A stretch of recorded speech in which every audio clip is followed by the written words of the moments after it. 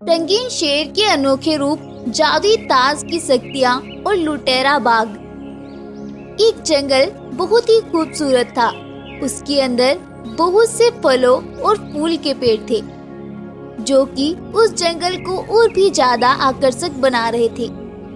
और उस जंगल की इस खुशहाली का कारण था उस जंगल का राजा वीरू शेर।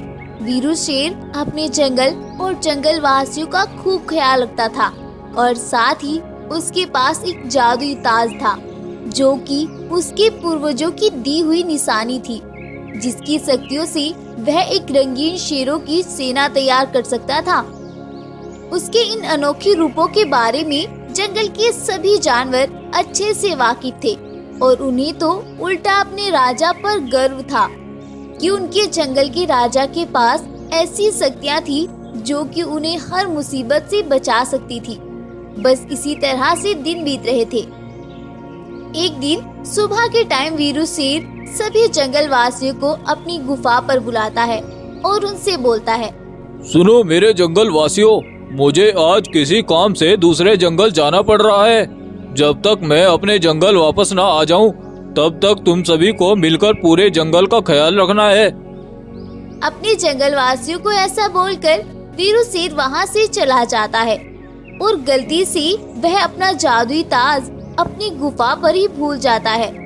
जंगल के जानवर भी उस ताज पर ध्यान नहीं दे पाते हैं और वो भी अपनी अपनी गुफाओं में वापस चले जाते हैं। इसी बीच दूसरे जंगल का एक बाघ वीरू शेर के जंगल में घूमने आता है और जैसे ही वह वीरू शेर की गुफा के पास पहुंचता है तो उसकी नजर वीरू शेर के जादुई ताज पर पड़ जाती है। उस जादुई ताज को देखकर बाघ एकदम से उसे उठाकर अपने जंगल की ओर दौड़ पड़ता है। उधर वीरू शेर जब आधे रास्ते में चला जाता है तो उसे अपना जादुई ताज याद आता है और वह अपने सभी काम छोड़कर वापस अपनी गुफा में दौड़ता हुआ आता है, लेकिन वहाँ तो उसे कोई ताज नजर ही नहीं आता है।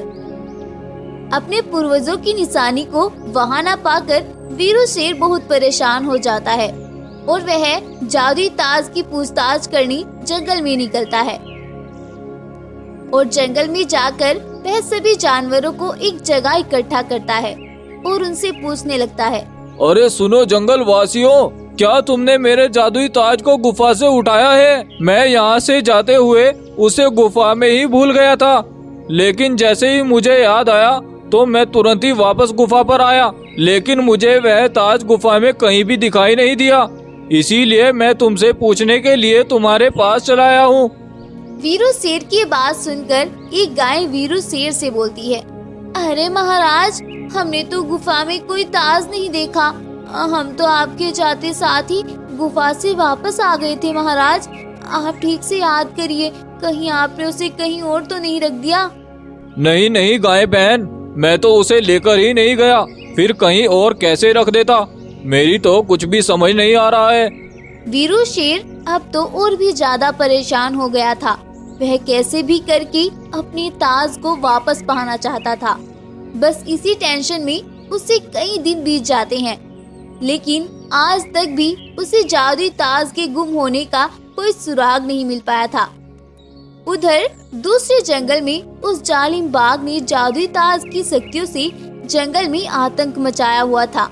उसने तो उस ताज से सफेद बाघों की एक सेना तैयार कर ली थी, जिसकी मदद से वह जंगल से शिकार मंगा रहा था और जंगल के जानवरों को मार मार कर खा रहा था। उधर वीरू शेर अपने ताज के लिए सभी जंगलों में मारा मारा फिर रहा था। एक दिन रात के टाइम जब वीरू शेर बेचारा थक हार कर अपनी गुफा में आता है तो उसके पास दूसरे जंगल से एक शेरनी आती है। वह शेरनी वीरू शेर की बचपन की दोस्त थी।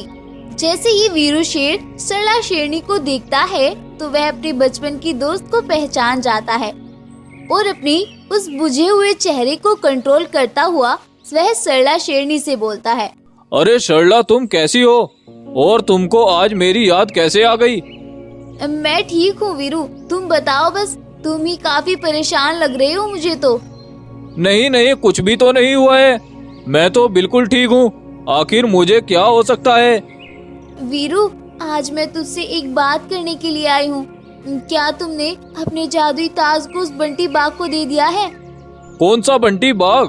मैं तो किसी बंटी बाघ को नहीं जानता। क्या तुमने कहीं पर मेरे जादुई ताज को देखा है? नहीं नहीं, देखा तो नहीं है वीरू, लेकिन मैं तुम्हारे ताज की शक्तियाँ तो जानती ही हूँ।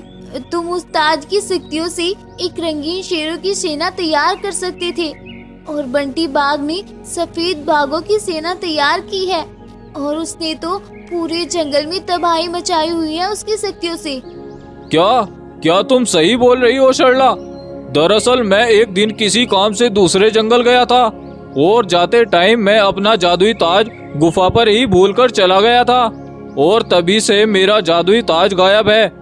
ना जाने किसने मेरे पीछे उस ताज को चोरी कर लिया है। सरला, मुझे उस बाघ के पास जाना है। क्या तुम मुझे उसके पास ले जा सकती हो? वीरू, मैं तुम्हें ले तो जा सकती हूँ, लेकिन तुम्हारे पास तो अब शक्तियाँ ही नहीं है, और उस जालिम के पास इतनी शक्तियाँ हैं कि वो तुम्हें एक ही झटके में मार डालेगा। हमें मिलकर कोई प्लान बनाना होगा, तभी हम उस जालिम बाघ से जीत सकते हैं। अब वो दोनों मिलकर एक प्लान बनाते हैं और दूसरे जंगल की ओर निकल जाते हैं। दूसरे जंगल में जाकर वीरू शेर शेरनी से बोलता है, सरला, तुम जल्दी से जाकर देखो वह बाघ सो रहा है या नहीं। शेरनी जल्दी से दौड़कर जाती है और देखती है वह बाघ सोया हुआ है, और वह जादुई ताज उसके सर पर लगा हुआ है। अब शेरनी वीरू शेर को भी अपने पास बुला लेती है, और वीरू शेर चुपके से बंटी बाघ के सर से उस ताज को उतार लेता है। अब तो बंटी बाघ के पास कुछ भी नहीं बचा था, और वीरू शेर अपनी शक्तियों की मदद से उसे वहीं पर मार डालता है। इसके बाद वीरू और सरला उस ताज को लेकर अपनी गुफा में आते हैं, और वीरू शेर सरला शेरनी का शुक्रिया अदा करता है और उसे अपने पास ही रहने के लिए बोल देता है।